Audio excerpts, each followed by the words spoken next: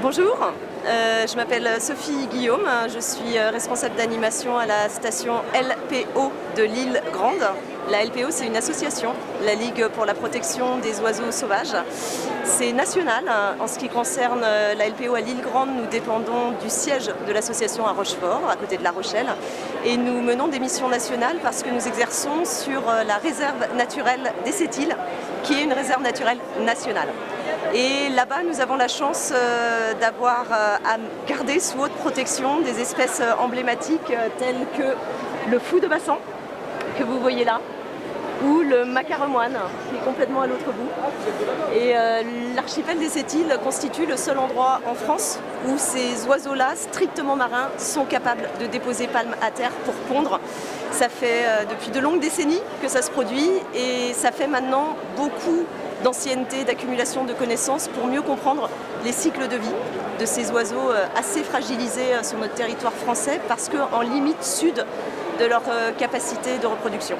On a des indicateurs à fournir concernant ces oiseaux, on a beaucoup de questions à se poser concernant leur évolution en termes de cycle biologique. Actuellement, par exemple, concernant le fou de bassan, la question qui se pose, c'est qu'en est-il de la pérennité des générations futures, sachant qu'on a amorcé en gros depuis les années 2010 un moment dans le cycle de l'espèce où la naissance des poussins et surtout l'élevage des poussins se complique par rapport à ce qu'on a connu de l'espèce sur le même site, l'île Rouzic, il y a 25 ans. Voilà, pour vous donner un ordre d'idée, il y a 25 ans, 9 poussins sur 10 sortaient en forme à l'état de jeunes autonomes à l'âge de 3 mois du nid, où ils sont élevés en tant que poussins uniques, avec un chouchoutage orchestré de manière très millimétrée par les deux parents à tour de rôle. Et 2018, c'était il n'y a pas si longtemps, c'était il y a 2 ans, ce succès de reproduction qui il y a 25 ans était à 90% sur la colonie en se basant sur un petit échantillonnage, et bien il est tombé à 19%, donc moins d'un poussin sur 5 a réussi à aller au bout de l'élevage et à sortir vivant, autonome, de ce nid où il était toujours chouchouté par ses deux parents. Il y a probablement de réelles complications du côté des adultes chez les fous de bassan en ce qui concerne le fait de mener à bien la reproduction, alors que le site s'y prête. Il a été choisi par l'espèce complètement naturellement. C'est un site qui est protégé de longue date par la LPO. La LPO s'est inquiétée de mettre sous protection les Sept-Îles en 1912 parce qu'à cette époque-là, il y avait des abus sur le macaremoine, l'autre emblème local. Et le fou de bassan est arrivé, ça a été la surprise. Il est arrivé à raison de quelques individus dans les années, à la fin des années 30. Et depuis, la croissance dynamique de la population laissait entendre que toutes les conditions favorables étaient réunies sur cet endroit pour bénéficier d'un spectacle unique en France.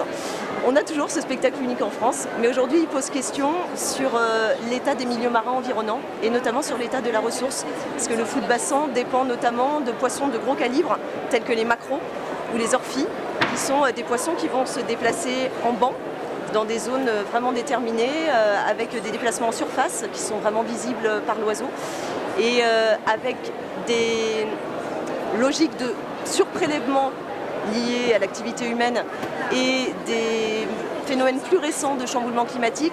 On commence à réaliser qu'il y a des impacts croisés qui compliquent un petit peu la reproduction des fous de bassan, provoquant peut-être de l'épuisement chez les adultes, de l'allongement des trajets à la recherche de l'alimentation. Les leviers, on ne les connaît pas tous. Nous, en tout cas, on se sert de l'oiseau pour alerter. C'est un signal sur l'état des océans.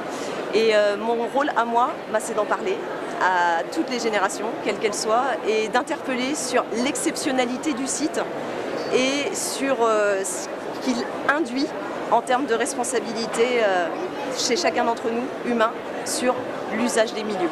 Voilà. On a un laboratoire à ciel ouvert en fait sur l'archipel des Sept-Îles, qui est une zone qui est protégée depuis plus de 100 ans et qui subit peut-être moins de pression humaine que sur l'ensemble des continents et qui pourtant est sujet aux changements globaux.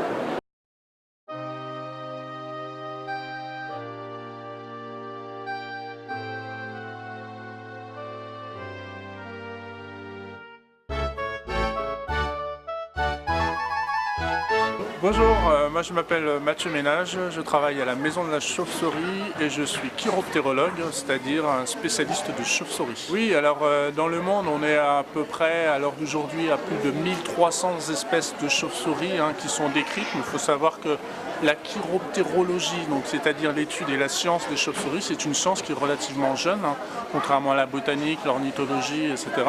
Et donc ça veut dire que tous les ans on découvre des nouvelles espèces de chauves-souris. On découvre aussi forcément des régimes alimentaires toujours plus impressionnants avec des chauves-souris qui mangent par exemple des scorpions, des araignées qui se mangent entre elles. Alors généralement on aura tendance à décrire les chauves-souris en fonction de leur régime alimentaire, c'est-à-dire des chauves-souris frugivores. Une chauve-souris frugivore, c'est-à-dire les roussettes, celles qu'on appelle les renards volants, celles que l'on voit sur les reportages à la télévision. C'est-à-dire qu'ils mangent des bananes, des fruits, voilà, qu'on va retrouver un petit peu partout dans les zones tropicales. Parmi ces chauves-souris frugivores aussi, il y a la roussette des Philippines notamment, qui est la plus grande chauve-souris au monde. Elle fait jusqu'à 1,70 m d'envergure et peut peser jusqu'à 1,5 kg, 2 kg. C'est vraiment une grosse chauve-souris. On va retrouver aussi d'autres espèces de chauves-souris comme les chauves-souris nectarivores. Qui mangent le nectar.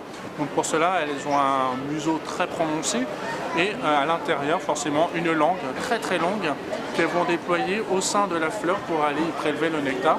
Sur le bout de la langue, en fait, il y a des micro-poils qui vont se hérisser au contact justement de ce nectar et qui vont permettre de laper en fait tout ce nectar pour s'en nourrir. Alors ce sont des chauves-souris qui sont très intéressantes et très importantes, notamment pour la pollinisation des fleurs. De la même manière que les abeilles, ce sont des pollinisatrices, notamment des fleurs de cactus. Par exemple, au Mexique, on a des chauves-souris qui sont spécialisées sur les fleurs de cactus. Qu'est-ce que l'on a d'autre aussi? On a des chauves-souris hématophages. Les chauves-souris hématophages, on aurait pu les appeler aussi des chauves-souris sanguinivores. Donc il y a forcément des chauves-souris vampires. Alors on se rassure, ici en Bretagne et en France, on n'a pas de chauves-souris vampires. Par contre, elles existent plutôt en Amérique du Sud et en Amérique centrale. Donc on a 3 espèces de chauves-souris vampires et donc qui vont s'attaquer généralement selon les 3 espèces, en fait, soit aux oiseaux, soit aux animaux qu'on retrouve un peu communément dans la jungle, ou parfois aussi chez l'homme ou le bétail aussi, ce qui n'est pas censé poser de problème, puisque ces petites chauves-souris malheureusement aussi peuvent transmettre ou véhiculer la maladie de la rage. Voilà, mais parce qu'on se rend aussi sur leur territoire de chasse, aussi en allant défricher la forêt, etc., pour faire des cultures toujours plus importantes, et du coup on se retrouve aussi sur leur territoire de chasse très souvent. Et alors aussi, qu'est-ce qu'on va retrouver d'autre? Aussi des chauves-souris, des carnivores, on va retrouver des chauves-souris piscivores, des chauves-souris piscivores qui mangent des poissons, qui ont des très grandes griffes, très acérées, et elles vont raser la surface de l'eau jusqu'à attraper le petit poisson qu'elles auront détecté avec leur radar, et elles vont justement aller écolocaliser, chercher à la surface de l'eau justement les ondes qui sont produites par la nageoire dorsale du poisson. C'est comme ça qu'elles vont capturer ces petits. Et puis enfin, je dirais les chauves-souris insectivores, donc une très grande famille, très grande diversité de chauves-souris qu'on va retrouver à travers le monde aussi, mais tout particulièrement aussi en France. On a 35 espèces de chauves-souris en France, 21 espèces de chauves-souris à l'heure d'aujourd'hui identifiées en Bretagne. Voilà. Et ici sur l'Embal agglomération, on va retrouver 12, 13, 14 espèces qui sont communément décrites et que l'on retrouve assez facilement. Alors, que ce soit au niveau de la détection acoustique, il y a plusieurs manières de les différencier, ces chauves-souris, de les inventorier, je dirais. Alors on va utiliser des détecteurs à ultrasons. Ces petits détecteurs à ultrasons, en voici un. Chaque chauve-souris émet des fréquences, donc on est capable de déterminer les espèces avec ce petit joujou. Mais aussi on peut aller faire du porte-à-porte chez les personnes, chez les particuliers, dans les châteaux, pour aller justement chercher des colonies qui se situent en hiver généralement plutôt dans les caves, dans les sites souterrains. Et en été on va plutôt aller chercher à l'inverse les nurseries, parce que les femelles se regroupent ensemble à la fin du printemps pour mettre au bas leur unique bébé. Attention, ça fait un seul bébé par an, on précise bien. Et puis voilà, et puis d'autres types d'inventaires, on va aller chercher dans les forêts, notamment les gîtes arboricoles, les chauves-souris qui sont forestières, qui vont utiliser les fissures ou alors les gîtes des loges de pique et pêche.